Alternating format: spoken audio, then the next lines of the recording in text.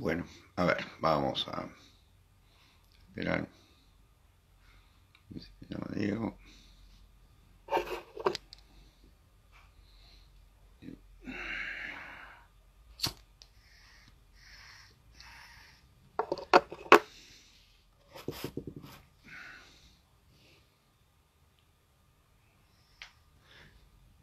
¿Cómo les va a todos? Vamos a ver si se Vieira, Ramos, si se une Diego, a ver si estamos. Figura, Agustín Ferrari, muy bien. A ver. Saludos desde Uruguay. Bueno, Agustín, qué bueno. ¿De dónde? A ver, ¿de dónde de Uruguay? ¿De dónde? Yo voy todos los años a Uruguay. Me encanta. A ver, Mario, Ignacio, ¿qué tal Ignacio? Ciao a tutti. Ci vediamo. Diego Rafael se unió. A ver. Ahí está. A ver, don Diego Rafael. Agrega. Hola, ¿cómo les va? Ahí se suma Diego, ¿eh? Vamos que. Buenas tardes. De Michiti. ¿Alguna vez habrá algún programa sobre. Hola Sebastián, saludos desde Entre Ríos. Qué lindo. Qué lindo también, lugar al que suelo ir. Saludos maestro. Mario, muchas gracias. A ver, Diego, si se me suma. Bruno Vilela.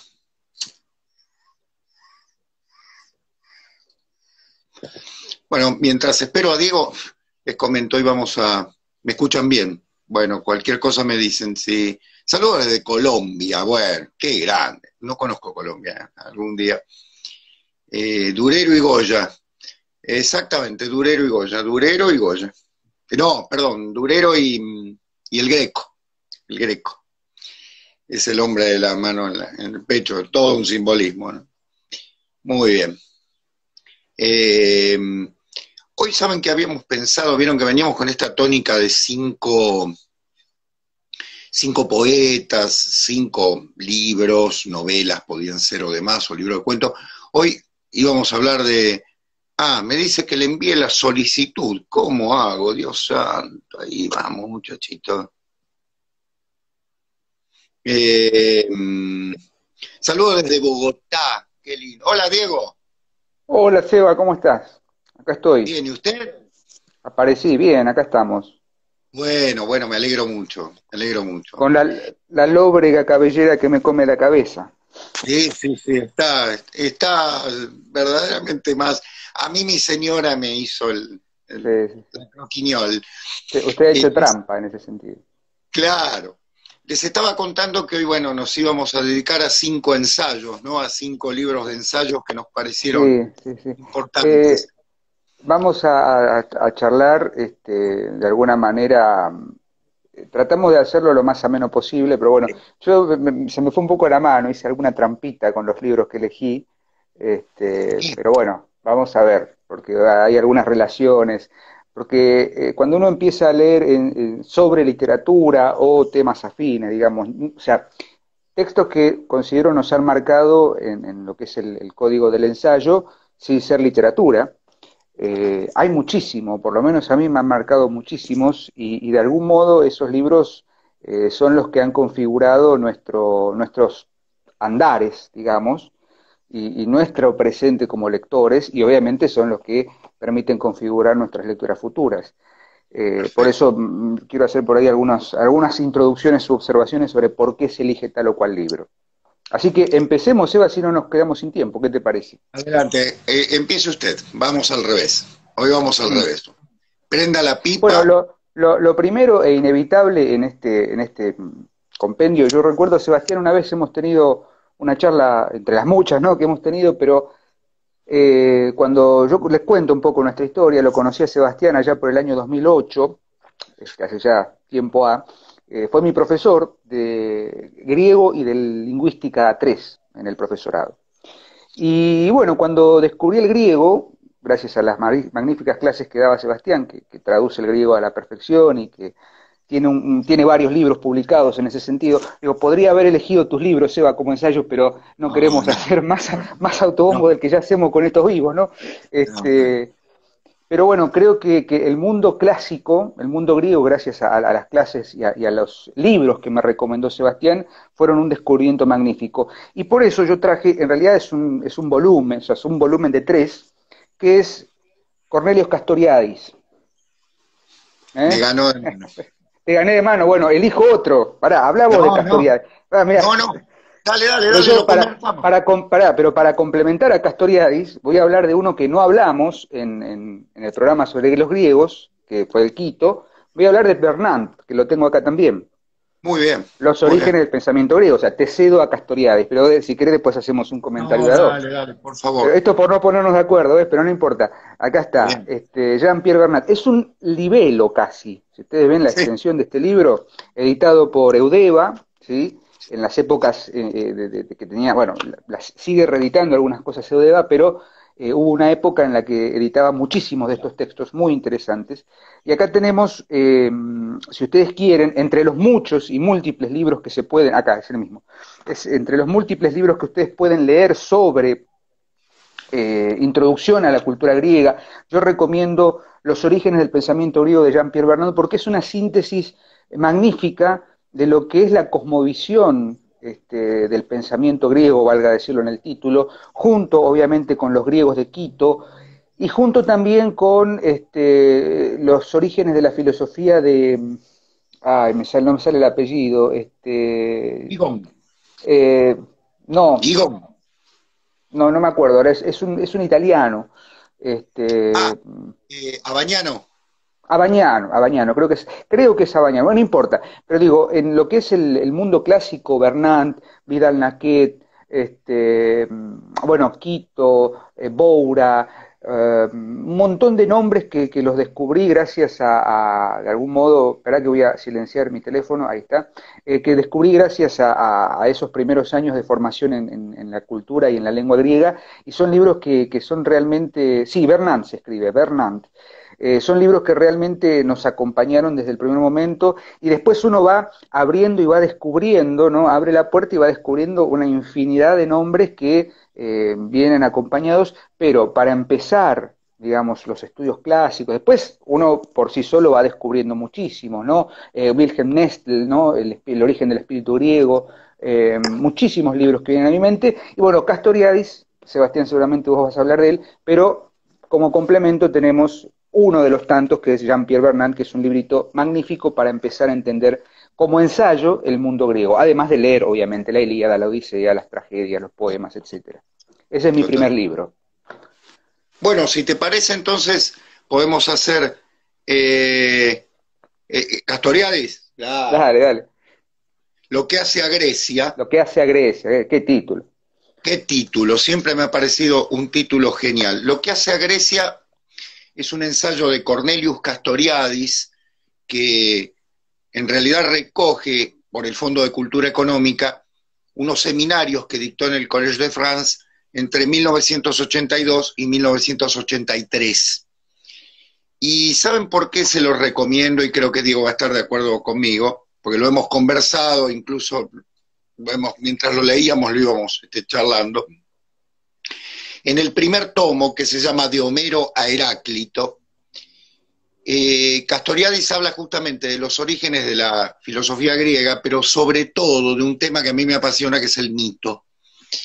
Y me pareció muy interesante la postura que plantea Castoriadis en torno del mito, porque hace una crítica fundamental a la visión estructuralista del mito, en un momento en el que el mito estaba siendo visto exclusivamente casi como una forma repetida que se daba en distintas civilizaciones, ¿m?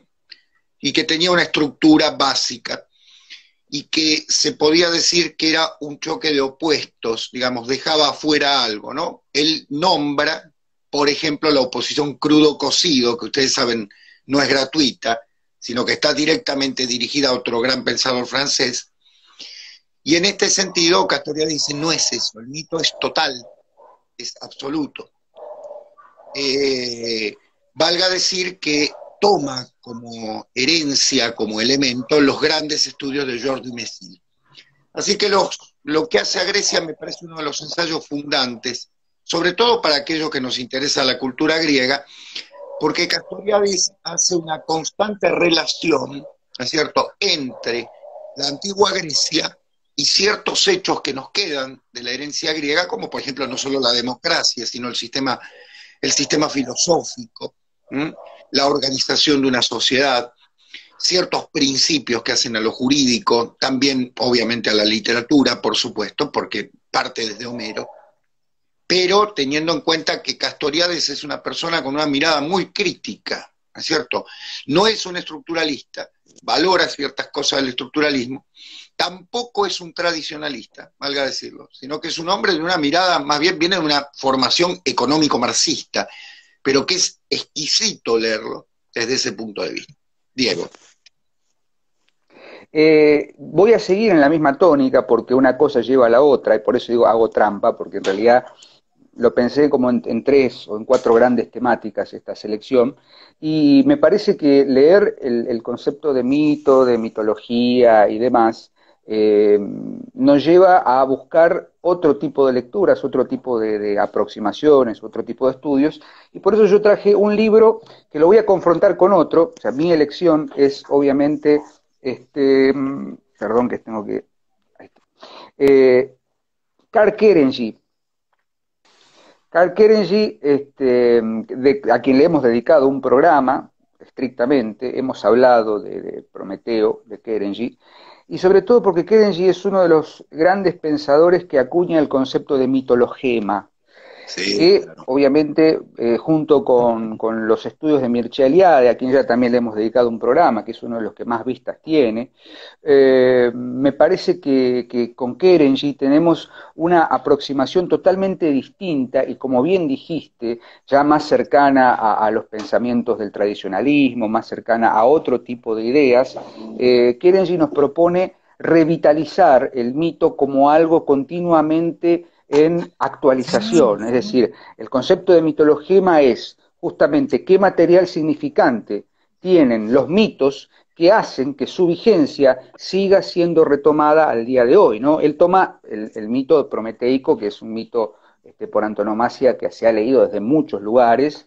García Gual tiene un libro dedicado a los prometeos en la literatura, empezando por el mito prometeico de Genofonte, pasando por el de Platón, Hesíodo, Genofonte, llega hasta los prometeos más modernos, pero en Kerenyi tenemos una lectura y una relectura del mito prometeico que es muy interesante y que nos lleva a pensar justamente la materia de lo clásico, la materia del mito, desasidos, digamos, desestructurado, valga decirlo, de la mirada imperante del estructuralismo que fue, digamos, la primadona de los estudios culturales o de los estudios sobre literatura y otras ciencias durante la década del 60 hasta buena parte de entrada a la década del 80. Me parece que Kerenyi y el trabajo que ha hecho Sexto Piso, la editorial Sexto Piso, de reeditarlo, y de una edición hermosa, por cierto, carísima por otra parte, me parece muy interesante. Y lo leo en confrontación con otro libro sobre un mitologema importante, que es Edipo Filósofo, de Jean-Joseph Gueux, ¿sí? Edipo Filósofo, que va justamente, esto viene a colación de un querido trabajo al que le dediqué mucho tiempo sobre la lectura confrontada entre Edipo y Prometeo. Estos fueron los 2 primeros libros que me acompañaron en ese trabajo sobre mitología y mitologemas. Así que el primero, o digamos, el segundo libro que elijo es Kerenyi, el Prometeo, acompañado de Edipo Filósofo, como para ver la lectura confrontada. Muy bien, muy bien. Yo voy a responder a lo que dice Bruno, que me quedó el mensaje allí. Yo estoy de acuerdo con lo que dice en relación con Cartas a un joven poeta de Rilke, que es un gran libro. Rilke aparte es un gran narrador, aparte de un gran poeta. Y valga decir que son textos claves en el sentido de, como bien lo dice allí, de consejos, ¿no? Hay mucho de esto. Pero bueno, volviendo al tema, yo voy a tomar otro clásico también, por lo menos de mi vida, que es el trabajo sobre el mito de Hans Blumenberg. Estamos ahí. Importante, Sebastián, no te olvides que cuando nos corra el tiempo de guardar este vivo, dejarlo fijado, Hubo un problema. La semana Ujú. pasada estuvimos 3 horas intentando guardarlo, pero se cayó Instagram y no fue Ah, imposible subirlo. No, bueno, no, yo más o menos, es más, no toco nada, llamo a los expertos que hay acá y no pudieron. Con lo cual, bueno, me desligué. saben Bueno, entonces que vuelvo estamos haciendo. A Blumenberg. a Blumenberg. Miren la extensión, ¿no? El trabajo sobre el mito es, digo yo, creo sin exagerar, el mejor libro sobre teoría del mito de los últimos 40 años. Es decir, es uno de los, primero que hay que prepararse, ¿no? Porque no es solo un análisis ni de la mitología griega, ni de la mitología oriental, sino del concepto de mito. Blumenberg era un enorme pensador, no me atrevo a decir filósofo, porque no es un dueño de un sistema, aunque aquí plantea un sistema de análisis muy particular, en el que llega a analizar, que después se volvió algo, digamos, casi de moda, llega a analizar ciertos hechos de la cultura contemporánea, como por ejemplo Napoleón Bonaparte, como elementos míticos, y la lectura que obviamente Goethe hace en ese sentido. ¿Por qué el mito nos invade? ¿Por qué está en nosotros?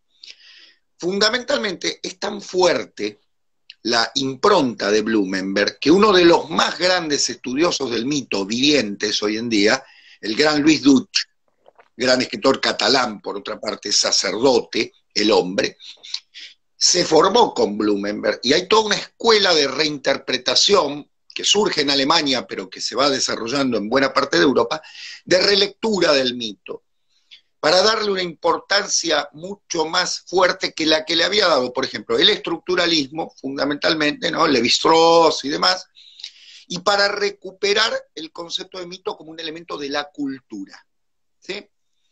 No estoy hablando de tradiciones, tampoco, simplemente como un elemento de la cultura, como la cultura está asignada, en cierto modo, ¿m? Por ciertos mitos, forma parte de eso. Así que se los recomiendo, está editado por Paidós, Trabajo sobre el mito, miren lo que es un bodoque, yo lo tengo subrayado, destrozado por dentro, pero valga la pena porque es un análisis clave sobre la mitología. Bien, yo sigo en la tónica, esto es inevitable porque lo, lo pensé, digo, ¿cuáles son los libros a los que uno vuelve siempre? Y siempre uno, bueno, vuelve a ciertos autores de literatura, pero también vuelve a ciertos primeros amores, por así decirlo, con respecto a lo que es afín a la literatura. Y hay un libro que yo quiero muchísimo, yo lo tengo en una edición cuyo título es más contemporáneo, que le pertenece a Rudolf Otto, Lo lo sagrado. sagrado, ¿m? Lo sagrado, die Heilige, ¿no? Eh, que está también traducido como lo santo.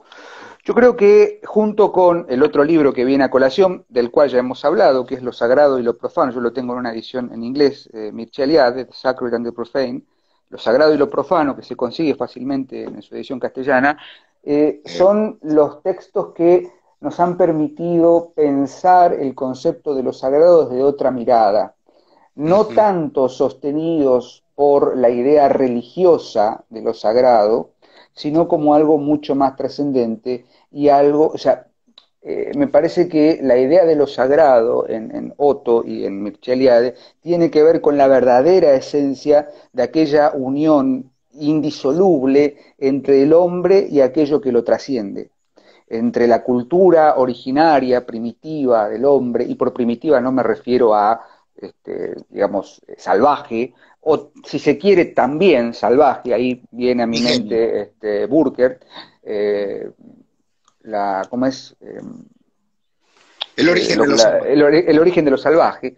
Digo, lo sagrado, porque el concepto fundamental de Otto es la idea de lo ominoso y de lo numinoso. Digo, si lo ominoso, que viene del omen, como lo sobrenatural, lo extraño, permite una idea que fue propiamente tomada en la idea de lo fantástico y demás, lo numinoso, que viene del numen, nos permite entender esa suerte de pavor originario ante lo que nos trasciende y que tiene que ver con un elemento divino, en este caso, sea cual fuere el origen religioso de esa divinidad. No importa si es una religión monoteísta, politeísta o lo que fuere, la idea de que lo sagrado tiene una presencia, el sebastos, ¿no? Siguiendo la etimología de tu nombre, esa suerte de terror o pagura, ¿no? Ese terror pánico, en referencia a lo que sucede cuando se ve al dios Pan, a Dionisos, tiene que ver con algo que no podemos expresar, nos quedamos ateridos de miedo, nos quedamos impertérritos,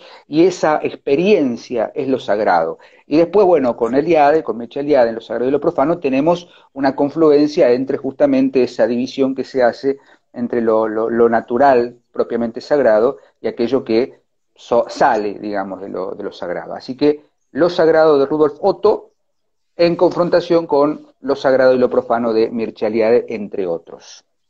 Muy bien. Bueno, yo voy a cambiar de Yo te tema. escucho porque mientras vos hablás, yo te escucho, lo dejo acá, busco un librito que tengo ahí separado. Sí, cómo no.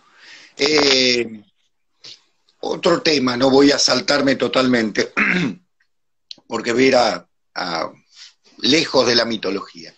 Un libro que hace muchos años leí y que cada tanto vuelvo a abrirlo y a leer por partes, Ya estoy. que son una serie de ensayos cortos, mejor dicho, son una serie de 5 ensayos que están divididos en pequeños ensayitos cortos a su vez, que es El Defensor, de Pedro Salinas.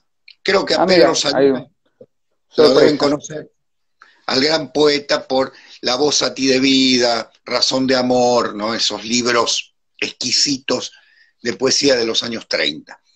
Pedro Salinas, exiliado luego del triunfo del franquismo en España, se va a vivir a Estados Unidos, donde es profesor, luego a Puerto Rico. E imagínense, para un español el choque con el mundo anglosajón significó, él hablaba perfecto inglés por otra parte, significó como un dolor enorme por la lengua. Y en este libro, El Defensor, que se llama, les leo el subtítulo porque es maravilloso, Elogio y vindicación de la correspondencia epistolar, de la lectura, las minorías literarias, los viejos analfabetos y el lenguaje. Yo creo que todos los que amamos el lenguaje, y este libro lo voy a completar con otro que no tengo aquí a mano porque lo presté, pero bueno, tenemos que leer este libro porque a pesar de sus casi 70 años de publicación, ha sido reeditado hace unos años, lo que hace Pedro Salinas es revalorizar la calidad de habla, la calidad del lenguaje, el amor por la lengua, en un momento en que la lengua está siendo muy bastardeada. Yo les recuerdo que él es el que dice la famosa frase que después muchos tomaron, que el lector es en el siglo XX una especie en extinción. Con esto está diciendo algo que después muchos vinieron, ¿no?, a definirse como el último lector y yo soy el último que no. ¿Qué está diciendo Pedro Salinas? Que hay, ya en 1948, nos está diciendo, el lector es una especie en extinción, en tanto es el lector que se pone dentro del texto, que se mete dentro del texto, que se inserta en el texto, para disfrutar de él y para profundizar en él con todos los efectos que eso provoca en la lectura. Por otra parte, yo les leería partes, pero no tenemos tiempo, ¿no? Hay un elogio enorme a la Divina Comedia en el texto. Dice Pedro Salinas que es el texto que Europa va a dejar, más allá de todo lo que ha dejado. Dice, en la Divina Comedia encontramos los modelos fundamentales de todo lo que debe ser la literatura. Pero lo que me interesa es, habrán notado que en el título dice, los viejos analfabetos. ¿Por qué? Porque frente a tanta locura de la lectura, de lo escrito y demás, Pedro Salinas dice que existe una literatura que circula en aquellos señores que son capaces de narrar naturalmente. que son los que escuchaba Cervantes en los pueblos de España, que son los que hace unos cuantos años uno escuchaba en ciertos lugares de la República Argentina donde todavía quedaban esos narradores analfabetos, con esa cultura tradicional que se mantenía oralmente, sin contaminarse de la cultura intelectualizada. Porque Pedro Salinas era profesor, pero ante todo era poeta. Y el poeta es persona que va a cuidar la palabra, que está cuidando la casa del ser, como diría Heidegger, y que tiene fundamentalmente una misión en la tierra, que es ni más ni menos que sostener una lengua, más allá de las modas, más allá de los cartelitos, más allá de cualquier cosa, de los caprichitos, para decir, esto es una lengua que hace 1000 años que nos permite relacionarnos como una ecúmene, como una ecúmene castellana. Y el otro libro, es que lo pongo en relación, no lo tengo aquí a mano, por lo que decía, lo he prestado, es La lengua amenazada, de Yvonne Bordelois, un texto de hace 10 años, de la queridísima Yvonne Bordelois, que está editado por Libros del Zorzal, les doy los datos porque no se los puedo mostrar, en el que en un pequeño ensayo de unas 100 páginas, Yvonne Bordelois sale a defender justamente, con una política muy particular, la ecología del lenguaje. Es decir, cómo contaminamos, así como contaminamos todo, cómo contaminamos el lenguaje y lo destruimos, siendo el lenguaje el ADN del ser humano, ¿no? Estamos contaminándonos a nosotros mismos. Profe. Bien, siguiendo con esa tónica, no sé si lo habrás elegido o no, pero estoy haciendo varias trampas, porque por ahí estamos comentando algún libro que ya hemos dicho, que hemos tomado en algún programa, pero vas a ver cuál es la relación que hago, porque me interesa mucho esto, siguiendo la tónica de Pedro Salinas, el escritor o el poeta que lee a otro escritor, que lee a otro poeta y que a su vez escribe esa lectura. Siempre me gustó pensar, por ejemplo, cito a Borges, ¿no? Borges, y por ahí me voy a ganar algún tipo de crítica, pero bueno, el querido Ángel, iba a decir, Daniel Fara, profesor de literatura argentina, un gran lector, siempre nos decía en clases que a él le gustaba, o sea, le interesaba a Borges como lector, en tanto que Borges escribía sus lecturas, y yo creo que adhiero mucho a esa idea de Borges como escritor de lecturas. Y en ese sentido me parece que los ensayos o los textos críticos, entre comillas, por así decirlo, sobre literatura, escritos por otros escritores, sobre escritores, ganan muchísimo terreno, sobre todo para desarmar un poco esto de que la única manera, no digo que sea la única manera, pero esta creencia casi autoconvencida de cierta escuela literaria, sobre todo aquí en Argentina, que sostiene que para leer hay que tener un compendio de teoría literaria encima, y etcétera, etcétera, etcétera. Yo creo que eso se cae por su propio peso cuando leemos textos como este. Martin Heidegger, Los himnos de Hölderlin, Germania y el Rin. Yo intenté leer Ser y Tiempo de Heidegger 3 veces, fracasé las 3 veces. Fracasé con todo éxito en la lectura de Ser y Tiempo, no pasé de la página 20, en algún momento voy a retomarlo o no, o haré una lectura más disidente y leeré fragmentos, qué sé yo, pero cuando leí a Heidegger, no tanto como filósofo o como creador de un sistema de filosofía o de un sistema metafísico, lo leí como lector de poesía, sus textos sobre el concepto de poesía y sus textos sobre otros filósofos,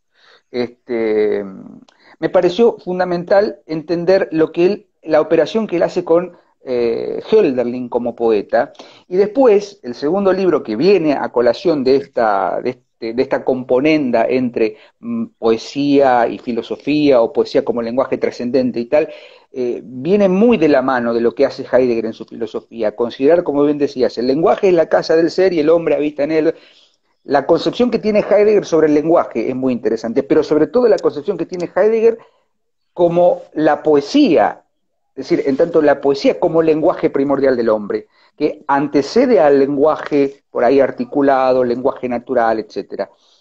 Y en ese sentido, que no es original, pero digo, en ese sentido, Bueno, de Vico ya vamos a hablar en un programa extendido de la última página. En ese sentido, leer a Heidegger es un camino de apertura y leer a Mujica, leyendo a Heidegger, es otro Ah, camino de apertura. La palabra eh, inicial, que fue nuestro segundo programa, creo, de la última página, ya por el 2018, librazo, librazo para entender la visión de Heidegger como poeta, o por lo menos la visión que Heidegger tenía sobre el poeta y la poesía, y confrontarlo con, obviamente, digamos, los análisis o los comentarios que hace Heidegger sobre el tremendo Hölderlin, a quien le debemos otro programa. Pero bueno, sí, sí. acá está. Mi tercer libro, creo que es el tercero o el cuarto, no recuerdo, Heidegger y en confrontación Hugo Mujica. Muy bien, Diego. Yo tengo un enorme cariño por el libro de Mujica. Me parece una Mm. exquisita, una Sí, sí. exquisita. Este está pobrecito accidentado, se me mojó en un viaje y está todo húmedo, pobre, pero se Sí, consigue en PDF, ¿sí? Se consigue fácilmente en PDF y hay muchísimas reediciones. Esta es una reedición más moderna, exacto. editado por Biblos. Bueno, tomé un greco turco, Castoriadis, tomé un alemán, Blumenberg, tomé un español, don Pedro Salinas, voy a un argentino. Creo que hay un autor en la Argentina, un ensayista y novelista, que en algún momento los intelectuales de las academias van a tener que extender su lectura sobre él, fundamentalmente teniendo en cuenta que si bien lo apedrearon, los equivocados son los que le tiraron piedras. Y se confirmó plenamente a casi 50 años de su muerte. Estoy hablando del queridísimo Héctor Álvarez Murena, de quien tengo sus ensayos completos. Usted también, la aclara. Bueno, Mirá muy bien. vos, mirá cómo Estamos en lo tengo ahí reservado. Bueno, allí está incorporado la metáfora y lo sagrado, que lo tiene ahí Diego. Yo quiero decir que Álvarez Murena desde los años 50 hasta que murió muy joven en 1975, a los 52 años, desarrolló una tarea ensayística de primer orden, amén de todo lo que desarrolló como escritor en sí, como poeta. Esta edición del Fondo de Cultura Económica, con introducción y selección de Guillermo Piro, es muy interesante, porque recoge buena parte del material más importante, no todo, por supuesto. Quiero resaltar algo clave. No voy a hablar de la metáfora y lo sagrado, se lo dejo a Diego para que pueda hacer el No, comentario. se me pasó porque lo iba a incorporar con Eliade Ah, y bien. con Otto, y lo tenía ahí separado, pero ya era como una exageración hablar de 3 libros cuando tendría que hablar de uno, pero intuía que ibas a elegir a Murena. Perfecto. Bueno, fundamentalmente, esencialmente la idea es la siguiente. ¿Por qué recomiendo este ensayo? Porque en 1953, si no me equivoco, él publica el famoso ensayo sobre Poe, los parricidas, que luego relaciona con Horacio Quiroga, para decir que América lleva en sí un pecado original, ¿no? ¿Cuál es ese pecado original? El hecho de que ha tenido la suficiente mayoría de edad como para mostrar, pero está bien, es mostrar, a este monstruo que fue Edgar Allan Poe. Es decir, nosotros podemos tener la tradición mucho más clara que los europeos. Se armó un escándalo, tal vez porque Murena era discípulo de alguna manera, indirectamente, del queridísimo Martínez Estrada, otro que injustamente también se lo ha dejado de lado, y del cual iba hoy a hablar de alguno de sus ensayos, si nos queda tiempo después lo vemos, pero bueno, eran demasiados, para trabajar fundamentalmente el concepto de una literatura que está con mayoría de edad mirando a Europa. ¿Mm? Y en segundo lugar, la metáfora y lo sagrado, que le doy el pie a Diego. Yo creo que es el gran texto de Murena. Son unas 70 páginas. Se los recomiendo leerlo. Incluso está en internet, Diego, ¿eh? Está en internet completo. Yo la Sí, primera vez que lo leí hace muchos años me lo pasaron en unas fotocopias y después sí. lo conseguí en internet y después, bueno, que hay alguna diferencia con este, ¿saben por qué? Porque en este, no sé qué le pasó al señor Piro, pero me parece que se piró, valga decirlo, pero no pone, claro, está bien simpático, no pone la nota al pie, señor Piro, y la nota al pie que hace el señor Murena hace referencia a Guénon, ¿sí? No sé por qué. ¿Por qué Renuncie, señor sacan? Piro, renuncie a su cargo, señor Piro. Se lo No voy edite diciendo más. porque, claro, se lo voy Que debe diciendo. estar, debe estar muy atento escuchando nuestro vivo, el señor Piro, si es que está vivo todavía, no, qué sé yo, no sé. Entre los 20 millones de seguidores. Sí, sí, sí, sí, seguro. Este, no, lo que quiero decir es que Murena en su primera edición puso las notas al pie y citó a Guénon, a Sí, sí, Kumaraswamy, y acá no está. están. ¿Qué pasa? ¿Hay Eh, vergüenza? Bueno, el hecho es que, valga decirlo, después hubo una revisión, ojo, perdón. En la metáfora y lo sagrado, lo que hace Murena particularmente es partir de la idea de que la metáfora es el recurso del lenguaje clave para la simbolización. El trabajo con el símbolo. ¿Qué había descubierto Murena? Hacia los años 60 empieza a leer a Guénon y se le abre la cabeza, de manera tal que aparte de su gran lectura nietzschiana, aparte de su gran lectura de los grandes maestros de fines del siglo XIX, descubre que hay un pensador que puede ingresar, un gran metafísico que puede ingresar como gran influencia de la lectura de lo cultural, que es un poco lo que decimos siempre con Diego cuando hacemos estos programas sobre otros pensadores, ¿no? Que nos parece que son interesantes conocer, más allá de los que nos dan todos los días en las academias repetidos, ¿sí? Constantemente. Así que, valga decirlo, el libro se llama Visiones de Babel, es la edición del Fondo de Cultura, de Héctor Álvarez Murena, y si no, La metáfora y lo sagrado en Cuenco de Plata. En esa misma sintonía, Seba, yo voy a tomar la posta, ya vos hablaste de Morena, lo tenía ahí reservado como para anclarlo a los sagrados profanos, pero viene también como puente para esto que decías de los lectores otros, y voy a ir a un ensayo que conocí, o por lo menos que leí hace poco, el año pasado, que es, merced también a tus recomendaciones, y lo vi ahí en una batea en Plaza Italia y básicamente lo acuñé como mío, que es El devenir de las artes de Gillo Dorfles. Ah, No se ve, pues nos dijo ahí un suscriptor que está en espejo, o sea que lo ven al revés, pero bueno, decimos los nombres. El devenir de las artes de Gillo Dorfles. Gillo Dorfles fue un pensador, un teórico del arte sobre todo, maestro de Ángel Fareta, y por eso el otro libro que voy a traer a colación, que es infaltable, que bueno, salvando todas las distancias, Hitchcock en obra, de Ángel Fareta. Ángel Fareta como ensayista es muy interesante, sobre todo por la relación, digamos, cómo pone por escrito lo que en sus seminarios ha hecho de manera muy clara, que es esta connivencia o esta convivencia entre la lectura del símbolo, la lectura simbólica y su manifestación, o cómo el símbolo, en tanto, siguiendo a Murena, ¿no? Metáfora, siguiendo la idea de que metáfora es lo que traslada, metáforas, ¿no? El que lleva más allá, lleva de un destino a otro, no, sino más allá del destino, la idea de metáfora, la traslación. Giro Dorfles en ese sentido me parece uno de los pensadores y uno de los críticos o teóricos del arte más importantes que hay para entender esta íntima relación entre símbolo y su representación, entendida la representación no ya como una plasmación solamente, o sea, como plasmar una alegoría, ¿no? ¿Qué sé yo? claro. Estoy pensando en la apoteosis de Homero de Angre, ¿no? Para entender qué es ese texto, pero ese texto visual, digamos, la apoteosis, hay que entender otras cuestiones que van detrás y que están plasmadas ya no como una mera alegoría, sino como algo más, ¿no? Es decir, ¿por qué en la apoteosis de Homero están pintados ciertos escritores modernos, ¿no? Que no, anacrónicamente, etcétera, etcétera? Bueno, de Angre tenemos para rato, ¿no? Con el ensayo de La Folie Baudelaire de Calazo.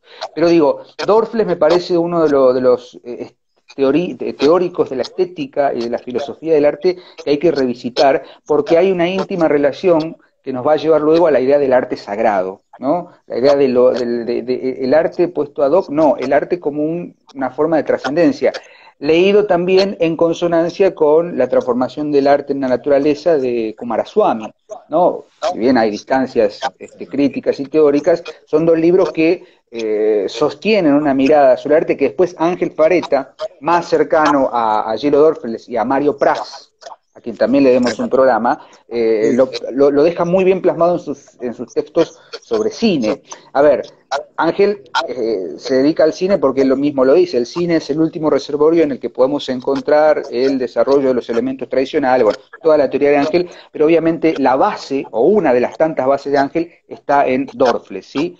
El devenir de las artes, fíjense el título, devenir como traslado, como avance y cambio de estado, ¿no? Emanaciones, cambios de estado del arte, obviamente teniendo en cuenta su origen sagrado. Totalmente. Un librazo. Yo tengo de Dorfles el del mito, que es exquisito también, un gran ensayista. Bien, quiero responder, Diego, a Jeremías Greco. Perdón, Jeremías, por ahí pasó mientras hablábamos. Estoy de acuerdo. El Nietzsche de Heidegger. Yo lo tengo allá arriba, no me atrevo a bajarlo porque es un bodoque así. Pero notar una cosa, él comienza una profunda ironía. Está diciendo al último metafísico, cuando en realidad Nietzsche es discutible que haya querido ser un metafísico, ¿no? Es un ensayo, es una serie de clases, ¿no?, que dio Heidegger en su momento en la universidad, en un momento turbulento, ¿no?, de la historia particular del centro de Europa. Bien, el último, Diego, por mi parte, el último. Hay un ensayo que me ha acompañado desde que tengo 19 años, lo recuerdo porque lo compré específicamente en una librería que cerró hace muchísimos años y yo era muy jovencito. Trabajaba como preceptor en una escuela, salía y me iba a la librería. Hace muchos años. Me ha acompañado, lo he leído, lo he vuelto a leer, lo abro, lo cierro, está medio desquiciado también, que es de un autor mexicano, que es don Octavio Paz, ¿no?, ya lo pronuncio, y que es, todos lo deben conocer, Sor Juana Inés de la Cruz o Las trampas de la fe. ¿Por qué? No porque me permite entender la poesía de Sor Juana o la prosa de Sor Juana, sino porque es un texto de un poeta que quiere trascender el momento de Sor Juana. Fíjense el subtítulo, ¿no? O Las trampas de la fe. Todos sabemos que Sor Juana se hizo religiosa o monja, para decirlo más simplemente, por la sola obligación de que ella quería estudiar, y en una sociedad absolutamente machista, retrógrada, cuadrada y demás, a una mujer no se la dejaba. Por ende, dijo, o me hago esposa, ¿no?, de un salame, de un rey, claro, un gobernador, alguno de estos inútiles, que había muchos, y le cocino y le bordo y punto y leo cuando me dejen, o me hago abro la puerta para ir a jugar. Claro, exacto. Y bueno, así ingresó como monja. Ahora, por eso las trampas también de la fe. Pero en segundo lugar, marcar qué de este libro. Marcar algo que me parece absolutamente clave, que son no el análisis de los textos de Sor Juana, ¿sí?, no solamente el análisis de sus escritos, sino el hecho clave de que Sor Juana representa una escritora, podríamos decir la primera escritora profesional de América. Sor Juana se plantea ser escritora, no escribir en sus tiempos libres, no un filósofo que escribe porque en realidad es un medio para, es una escritora, es el escritor moderno naciendo en América, siendo ella mujer y marcando fundamentalmente algunos conceptos que son claves, ¿no? Yo acá tengo anotado algunas cosas, pero se nos iría el tiempo. Teniendo en cuenta que el texto de Paz analiza básicamente y fundamentalmente, esencialmente, la idea de que Sor Juana es un monumento más grande incluso que los escritores de la España del momento. Es decir, aquí se estaba dando una de las grandes escritoras en el momento que en España empezaba cierta decadencia. Recuerden que Sor Juana muere en 1691 y si tomamos esa época ya en España había terminado el siglo de oro, con lo cual la gran herencia está aquí, que lo podemos relacionar con Murena, ¿no? Se los recuerdo por si no lo conocen, está editado por el Fondo de Cultura Económica, Sor Juana Inés de la Cruz o Las Trampas de la Fe. Aparte es una exquisitez leerlo, es casi una novela para leer, con las citas de los textos y los dibujos de la época y demás, con una perfección increíble. Y la doble cara de Sor Juana, ¿no? Esa cara mítica y esa cara religiosa. Mística. Claro. Mítica exacto. y mística, ¿no? Mítica. Otro que nos debemos, ¿no? Los místicos, Bueno, lengua castellana. ya iremos con él. Yo voy a cerrar, y por ahí si nos da tiempo, con algunos bonus tracks, si nos da el tiempo. Tenía en carpeta 4 ensayistas que participaron de las Norton Lectures, que son unas famosas lectures en la Universidad de Harvard, y opto por uno, porque me parece el más contundente, si bien los otros tres son interesantes, y por ahí los voy a mencionar como bonus track. No voy a hablar de Calazo, porque Calazo está vivo todavía y creo que ya ha escrito lo que es bueno y por ahí lo que sigue escribiendo es mejor, entonces además a Calazo ya le hemos dedicado mucho, pero dentro de esa misma línea me parece que uno de los lectores más absolutos del siglo XX, no solamente como escritor, sino como ensayista, es nuestro queridísimo, a quien yo le tengo no solo una admiración, sino un cariño muy especial, que es Italo Calvino. Sí. A Italo Calvino yo le tengo un cariño muy particular por diversas razones. Lo escuché nombrar cuando tenía 15 años por primera vez, que un profesor nos habló del varón rampante. Lo leí mucho tiempo después, pero después leí Los amores difíciles, bueno, leí la trilogía de nuestros antepasados, ¿no? Si una noche de invierno un viajero me parece un texto bellísimo, con un título insuperable. Si yo pudiera escribir alguna vez en mi vida un título nada más, tan magnífico como ese, ya me doy por hecho, pero este libro de ensayos, que en realidad son conferencias, que no llegó a terminar de publicar o de ver en vida porque falleció en el interín, Calvino, son un compendio de 6 propuestas, como bien dice el título, para el próximo milenio. 6 propuestas para el próximo milenio es un ensayo sobre el estado absoluto de la literatura en el momento, en fines del siglo XX, ¿no? Década del 70, del 80. Y Calvino dicta estas conferencias con títulos muy simples, ¿sí? Son 6 títulos: levedad, rapidez, exactitud, visibilidad, multiplicidad, el arte de empezar y el arte de acabar como apéndice. Si ustedes leen estos ensayos, se van a encontrar con a ver, la magnificencia de este libro es lo sucinto, lo condensado de la escritura de Calvino, pero a la vez la multiplicidad de posibilidades que abre y los preanuncios que hace sobre el lugar de la literatura en este milenio que estamos transitando, que es el siglo XXI. Es el milenio de la rapidez, el milenio de la levedad, que después va a ser tomado, viste, por las teorías que dio la sociedad líquida, todas esas cuestiones que en otro momento hablaremos, pero me parece que las 6 propuestas juntos, como acá nos están hablando de las ciudades invisibles y demás, me parece que 6 propuestas para el próximo milenio es un excelente libro para leer la literatura del siglo XX desde otro lugar, junto obviamente con Roberto Calazo. Y bueno, ese sería mi quinto libro, y después, si no sé qué tiempo tenemos, podemos hacer un bonus track en esa misma sintonía. Creo que tenemos 10 minutitos más. Bueno, entonces, junto con Calvino, los otros 3 críticos, o los otros 3 grandes, o desde mi punto de vista, ensayistas más influyentes de la literatura del siglo XX, son Harold Bloom.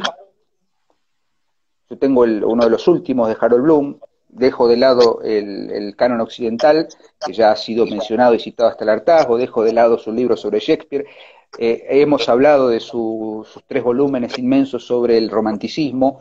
Harold Bloom me parece uno de los lectores más agudos sobre la literatura y la poesía en lengua inglesa de los últimos tiempos, y que hay que leerlo obviamente en consonancia, ¿sí? O digamos a contrapunto con Steiner. Ambos nos dejaron hace muy poco, vaya nuestro homenaje. Steiner, tenemos acá El Castillo de Barba Azul, en El Castillo de Barba Azul, y otro libro de ensayos que me parece descomunal, que es El lenguaje y el silencio. Lenguaje y silencio.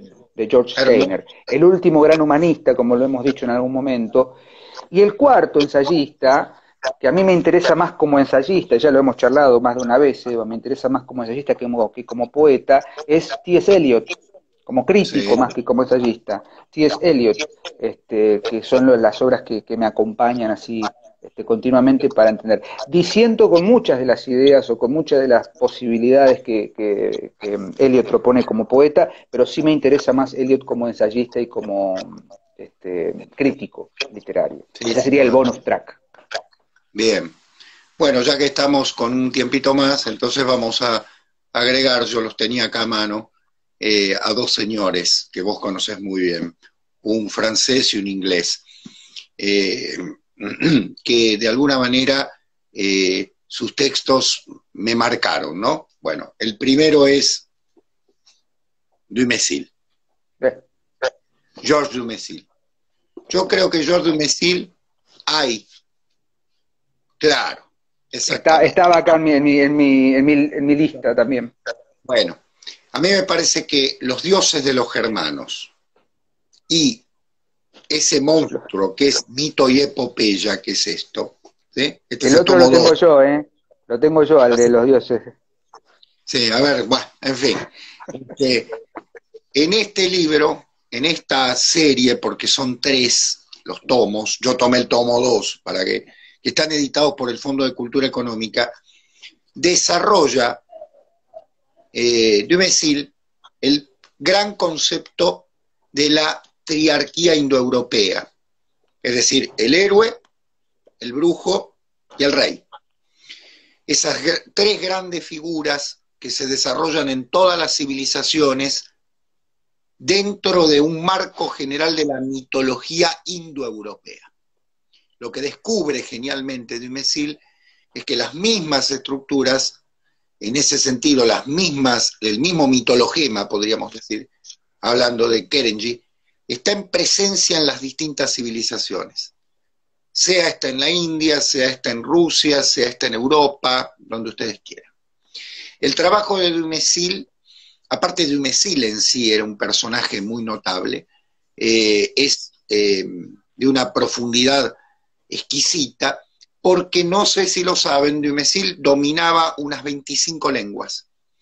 Entonces eso le permitió la lectura de todos los textos en su original, ¿no? Incluso fue un gran defensor de las lenguas aborígenes, por ejemplo, de la zona del Cáucaso, que se estaban perdiendo. Él desarrolló toda una tarea para que se aprendieran y no se perdieran, ¿no?, esas lenguas, sin necesidad de meter una lengua dentro de otra, ¿no es cierto? O sea, respetando las características de cada lengua, ¿sí? ¿No? Hay lenguas que tienen, Qué tienen faretiano ese dual, tono, tienen ¿no? trial. El griego tiene dual, tiene trial, nosotros tenemos singular y plural. ¿Qué va a hacer? Hay cosas que se pierden, ¿no? Pero bueno, hay que respetarlas. Y el otro, Diego, el gran inglés, es de alguna manera lo opuesto de lo que, como ya le dedicamos un programa, no voy a hablar de él, ¿no?, pero de la decadencia de Occidente, de Spengler, el modelo opuesto que usa el mismo sistema, pero opuesto quiero decir porque tiene una mirada distinta, es el genial Arnold Toynbee. Arnoldo Toynbee. Arnoldo Toynbee, de quien no he tomado el estudio de la historia porque me parece una obra colosal, sino que he tomado Las herencias y raíces de los griegos, que está editado por el Fondo de Cultura, libro que cuando lo leí hace unos años, me pareció de una originalidad notable, originalidad en el sentido de innovación, ¿no? ¿Por qué? Porque lo que hace Toynbee es decir, ¿qué dejó cada etapa de la cultura griega, la arcaica, la clásica, la helenística, la bizantina, en la cultura, entendiendo que la cultura griega sigue produciendo eternamente, más allá del desastre que pueda ser Grecia en sí, sigue produciendo un modelo de pensamiento que a Occidente le es fundamental. Piensen ustedes que Toynbee fue el que desarrolló la teoría de las civilizaciones fluviales, ¿no? Básicamente, puso importancia en eso. Eso está en el estudio de la historia. Pero que marcó mucho de su tiempo de estudio en la cultura griega. Bueno, yo que soy un helenófilo, me marcó como texto. Y tener en cuenta, yo decía, un poco aclararlo, ¿no? ¿Por qué la decadencia de Occidente de Spengler y Toynbee? Porque los dos hablan del tiempo cíclico. Pero frente a la teoría spengleriana de una decadencia, cuando hay civilización, lo que ve Toynbee en realidad es que han quedado grandes elementos de la cultura que se preservan, sobre todo arquitectónicos y demás, ¿no? Más de lo técnico, si se quiere. Justamente, volviendo a Pedro Salinas, al libro que les recomendé, El Defensor, Pedro Salinas hace una crítica en ese libro a la técnica impresionante, ¿no? Y a la pérdida justamente de esa cultura viva que está más allá de lo técnico. Tengo acá una lista enorme, no nos va a dar el tiempo. Veo ahí, bueno, Borges infaltable, otras Inquisiciones. Tengo un librazo acá de Declan Caibert, La invención de Irlanda. Yo no quería monopolizar con Irlanda, pues ya me tomé esa licencia el jueves pasado con los poetas, pero lo que quiero cerrar, o si se me permite algún corolario sobre esto de cuál es el criterio para elegir o qué criterio tenemos para elegir, si es que a alguien le importa, ¿no? Este recorrido, este camino de lecturas, va en línea con aquello que, si bien puede estar enmarcado en un formato académico, porque el ensayo es un texto académico, o la crítica, merced también a ciertas operaciones culturales, se ha convertido en una operación académica, me parece que tiene que ver con la lectura profunda y la lectura siempre en un espíritu de la época y tratar de revitalizar el ensayo como un instrumento de comprensión. Me gusta mucho lo que dice Ángel Pareta siempre, ¿no? La operación sobre los elementos, sobre el símbolo, tiene que permitirnos el pensar y el poetizar, ¿no? El pensar y poetizar. Desde Platón a esta parte, ese ha sido el gran camino del pensamiento simbólico profundo. Y en este sentido, la línea de ensayistas y de pensadores o de críticos que hemos elegido, por lo menos creo que compartís, Eva, conmigo esta idea, tiene que ver con eso.